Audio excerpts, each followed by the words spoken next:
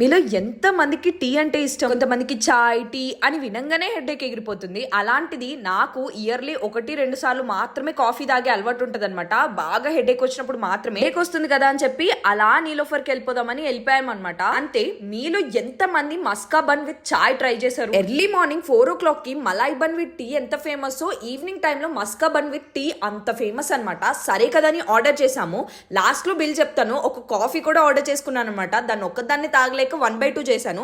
మా ఫ్రెండ్స్ అందరూ అంటున్నారు కదా, ఒకటేసారి టీ కాఫీ కలిపి కొడుతున్నావు, మరి జాగ్రత్త అని చెప్తున్నారు. అంటే ఈ పాటికి మీ అందరికి అర్థమై ఉండాలిగా కడుపులో ఏ రకంగా డాన్స్ చేసేస్తుందో. నా పర్సనల్ ఫీలింగ్, నీలోఫర్ అంటే ఫ్యాన్స్ ఉన్న వాళ్ళు ఉంటే గనక తప్పకుండా ఫీల్ అవుతారేమో, కానీ కాఫీ మాత్రం అస్సలు నచ్చలేదు. దీనికంటే బడ్డీ కొట్లు తాగినా బాగుండేమో అనిపించింది. బట్ టీలో మాత్రమే బాగుంటది, కానీ నేను కాఫీలో ముంచుకొని కూడా ట్రై చేస్తున్నాను. ఇలాంటి వింత వేషాలకి ఏం తక్కువ లేదు. ఫస్ట్ టైం ఫస్ట్ బ్రాంచ్ లో తీసుకొచ్చిన టేస్ట్ సెకండ్ బ్రాంచ్ లో అస్సలు రాలేదనిపించింది. ఓవరాల్ బిల్ 3 members కి 600 అయింది. దెబ్బకి హెడేక్ కూడా ఎగిరిపోయింది.